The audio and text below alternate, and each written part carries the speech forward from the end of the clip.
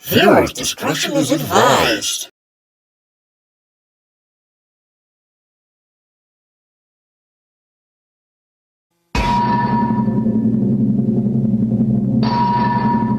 Dang, it has been about 4 years since I last uploaded this video. Despite these animations being for children, the animators slip in rather intense material for youngsters. Today's countdown will be the top 7 disturbing moments in kids' cartoons, the sequel. The rules will be slightly altered in this. Instead of 1 disturbing moment in each entry, it will be 2 or more disturbing moments in each entry. Let's begin, and I hope you enjoy the video. Oh yeah, if y'all want to watch any of these episodes at some point, I'll put this disclaimer here.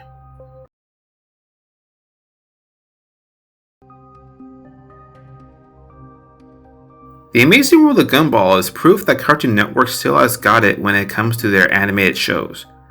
Gumball has its fill of nightmare fuel-inducing moments. But the episode of my choosing actually seems harmless compared to others, because I feel like it would be predictable to use other contenders. The episode is about Richard pranking his own 2 sons, Gumball and Darwin, that encourages them to try pranking their dad back. On both ends, it eventually gets out of hand to the point of Richard going on a rampage.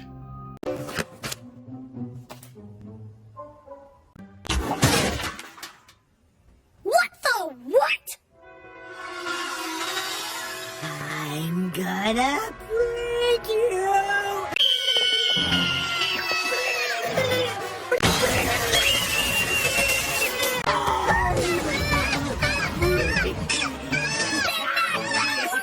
But it turned out to be a prank at the end. But still, Gumball and Darwin were still terrified nonetheless. This really takes the "it's just a prank bruh" to a whole new level. It seems more like a threat in this case rather than a prank. Richard felt like such a nuisance in the first season. They oddly made him more likable later on. But this episode is Dora the Explorer compared to what's to come. Wander Over Yonder is an animated Disney series that was created by Craig McCracken that lasted for 3 years with 2 seasons and 43 episodes total. The series revolves around Wander and Sylvia spreading joy across the cosmos while encountering Lord Hater and his watchdog henchmen led by Commander Peepers. For the most part, Wander Over Yonder is pretty tame when it comes to modern cartoon standards as in terms of its material. But one episode in particular gets actually kinda dark at one scene. The Fancy Party is about Queen Entezoa, who is aging and dying, hosts a party for multiple people. She says that she will give one of the people at the party her powers if she finds one of the guests worthy. Lord Hater and Wander fight over the Queen's attention. Everything keeps going awry for Lord Hater due to Wander playing the attention game better. Eventually, Lord Hater gets the upper hand, and this happens. Oh yes, Lord Hater, that's the catch. Just as I did with the Queen. When I bequeath my empire to a vessel, they may control my power, but I will control them for the next 1,000 years! Sure, I know he's a villain, but dang, even he doesn't deserve that treatment. His entire body almost gets taken over, but in the nick of time, Wander saves Hater from being taken over by Queen Enzoza, and her spirit accidentally lands in a sandwich. What makes this scene even more freaky is the fact that this could have happened to Wander. Heck, maybe even Sylvia. The scene caught me off guard when I first saw it. Wander Over Yonder was done dirty by Disney. It deserves so much better. From the sound of it, Season 3 sounded really intense. We Bear Bears is surprisingly clean for a modern Cartoon Network show that doesn't really have radar-dodging content that is deemed inappropriate unlike other shows. Probably one of the most laid-back cartoons I've ever seen. Gives me the New Adventures in Winnie the Pooh vibes for some odd reason. But one episode in particular has a moment that might make some of you jump out of your seats. The episode Primal from Season 1 is about Grizz, the eldest bear brother, takes his two younger brothers, Panda and Ice, to the woods because Grizz feels like they aren't acting like real bears. After Grizz watches an ad on YouTube video about a nature survivalist show. Grizz forces his two brothers into only getting food in the wild and try doing normal bear stuff and fail at it. Grizz goes off to find food and leaves his two brothers to starve to the point of hallucinating.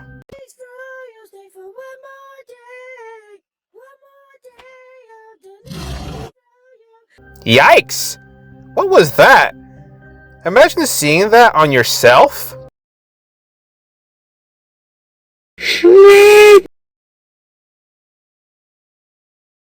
Ay ay ay!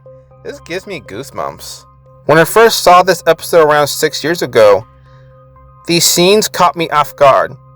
Later on, after Grizz eats without his bros and returns to them, he finds them acting like actual savage bears.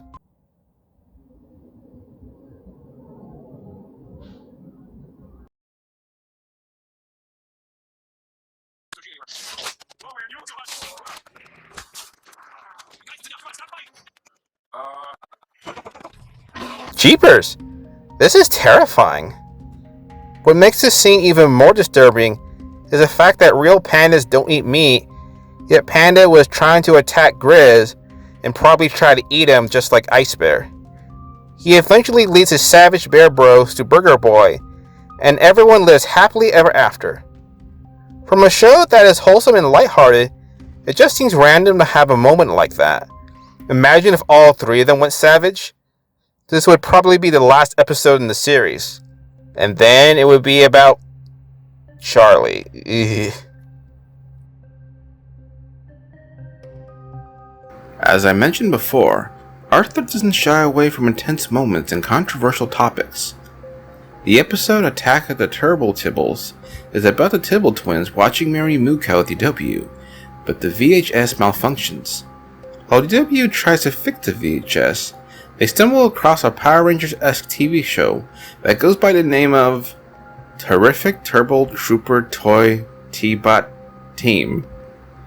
The Tibbles got enticed and hooked on the show that they start cosplaying the characters from their TV show to the point of ticking off DW, and they keep imagining they are actually in the TV show.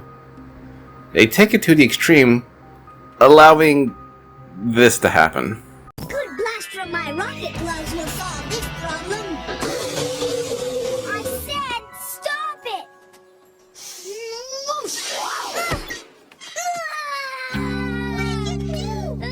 What?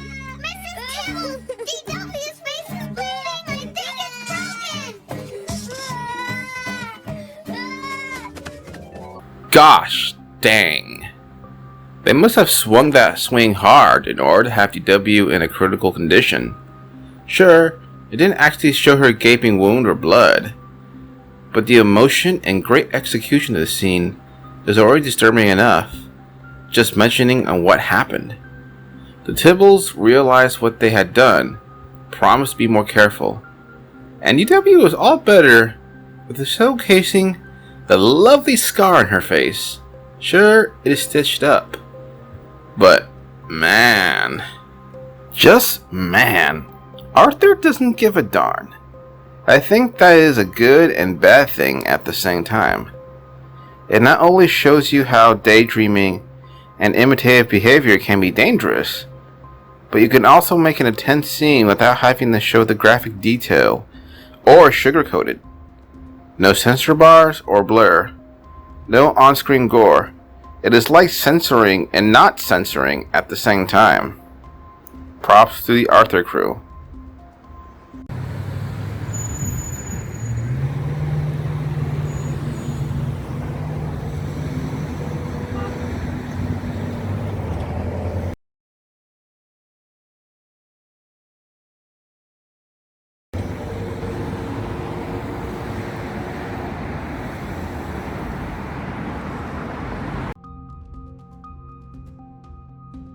I can't think of an episode of Invader Zim that isn't disturbing and messed up.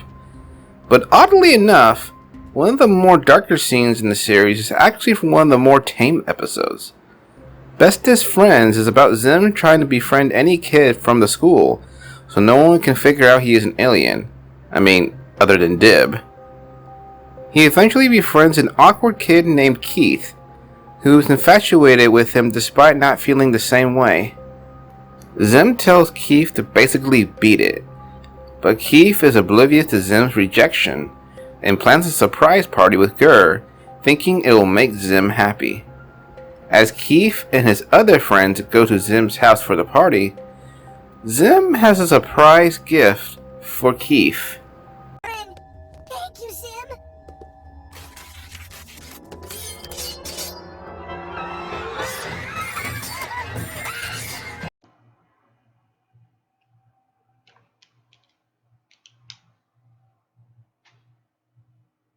What? Sure, I get to use the shadow to show off what happens, but it's still technically showing that Zim removed Keith's eyes and replacing them with new ones. You can even hear him scream in pain before he gets his new eyes. What is also lovely is that while Keith tries chasing the squirrel that he thinks is Zim, he trips and falls down, explodes, and then the episode ends. I feel that the best Invader Zim episodes are the ones where the disturbing and messed up stuff is subtle. I feel like subtle horror is the best type. Too bad Nickelodeon missed out on making the show longer. There's the movie, but still. DuckTales 2017 reboot sure is an interesting show. Though I haven't seen most of the episodes, I have seen a few, but we'll check out the show soon and possibly make a video comparing the original since I've watched all the episodes of that. But one episode in particular, not necessarily terrifying, but that has a moment that is shockingly PG-13 material. The episode in question is The Forbidden Fountain of the Foreverglades. The episode's synopsis is about Scrooge McDuck and the kids arrive at the Conquistador Inn, which is owned and run by Ponce de Leon. While the triplets are trying to have a relaxing spring break, the spring breakers make things difficult for them. Scrooge and Webby run into Goldie, who is Scrooge's ex-lover, steals the nephew's book that contains secrets of the special fountain that is said to de-age anyone who steps in it. Scrooge and Goldie de-age after drinking some of the water from Webby's hydro flask. So basically, it is discovered that the inn pool has water that ages people, and then the inn owner Leon takes the essence from it, turning it into youth water. Later on, Leon has a duel with Scrooge and Goldie once they learn of the fountain's dark secret. Both Scrooge and Leon accidentally fall into the pool, with them both aging back to their older selves. And this happens. Hero's discretion is advised. The old coot. No! My precious youth!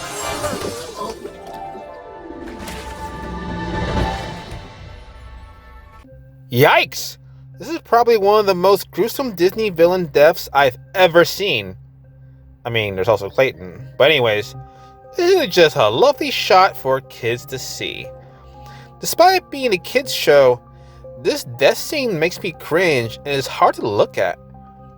Every little detail is in plain sight. You can even see the key at the bottom of the pool, and no remnants of his body. I actually think that disintegration death is probably worse than Mother Gothel's. At least with her, you barely see it. Here, you actually see Leon die on screen. The death wouldn't be out of place in Gravity Falls. Swept away by the storm.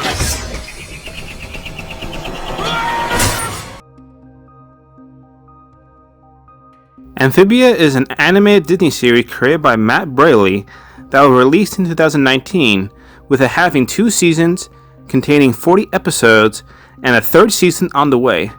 I've known that before. I've made some criticism of the show before it even came out, but my opinions of the show changed since then. My past video didn't age well, at least 25%. I underestimated the show. I surprisingly enjoy it so far. The synopsis of the show: 3 adolescent girls get transported to a magical world through the work of a mysterious treasure chest.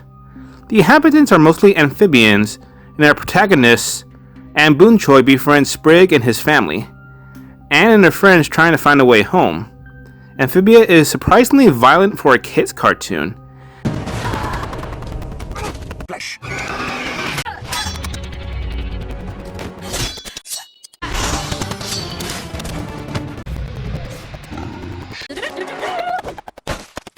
I mean, the creator Matt Braley had directed probably some of the darkest episodes in Gravity Falls. But anyways, for those who have seen the show and caught up, you can stay for those who haven't. The episode True Colors truly is dark and epic. If you notice, a lot of the buildings being destroyed and mayhem happening. Heck, even the episode's commercial has this disclaimer. This episode has some intense final scenes. It might be scary for younger viewers. The episode starts with magical treasure chest is finally recharged. Now Anne, Sasha, and Marcy can go home now. They meet up with King Andrea so they can make preparations. But little did Anne and Marcy know, Sasha and Grimes turned their back on everyone and had a Toad army invade Newtopia. Anne inspires her friends to resist the Toad army. Sasha and Grimes learn that King Andreas is not what he seems and turns out to be evil. Later on, Sasha tries to explain to Anne about King Andreas' true nature, but Anne is still angry with Sasha due to being betrayed again. They also have a rematch. Just try to stop me! Despite this fight being shorter than the first one, this was pretty intense with Anne kicking Sasha's butt once again.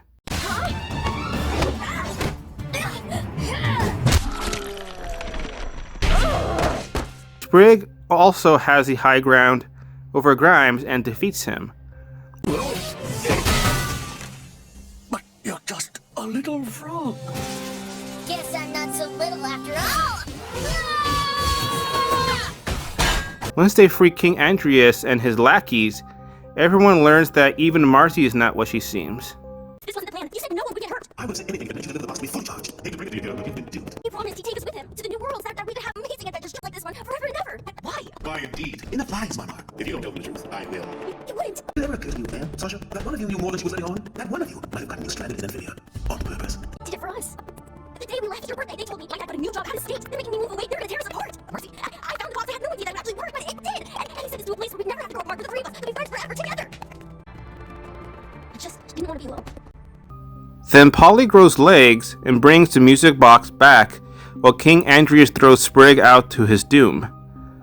The next scene is giving me Super Saiyan and One for All full Cowling vibes. Beautiful animation. Meanwhile, Marcy saved Sprig and he survived. Marcy opens up the portal for Anne and the planter. Marcy, hurry!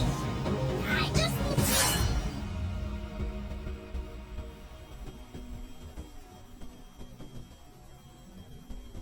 Now, look what you've made me do. I'm sorry for everything. Marcy! What? Why? Why? I was shocked, sad, and blown away at the same time. How was Matt Bradley able to convince Disney to keep this scene unedited? What makes this even crazier is the fact that Gravity Falls didn't have a viewer's discretion advised disclaimer. Everything about this scene is dark. First off, it playing some exciting epic Marvel style music to going silent, the same time Marcy realizing she got impaled. Oh, look at that. I've been impaled. Then her eyes are swelled with tears, telling Anne she is sorry for everything, and collapses to the floor. The emotions and feeling of the scene. I still can't believe this is real. Yeah, Disney and kid stuff. I feel like my respect for Disney is slightly back again. With that being said, this is the most disturbing and darkest entry on this list. For those who are sad about Marcy, don't be. She's alive. Sort of. I didn't make these two disturbing moments in kids' cartoons videos because I am against darker material. It's actually a love and admiration for these animations showcasing it. There is no harm in showing the darker part of the world to children. Not everything is sunshine and rainbows. If we pretend everything is alright, we are lying to our kids. Who said only adult animation can have intense moments? No one! Kids deserve to not be talked down upon or dumb down things for them. A lot of people don't realize, but kids are smarter than you think. I hope these companies continue to make animation that makes us think, especially for children. With that being said, cue the outro.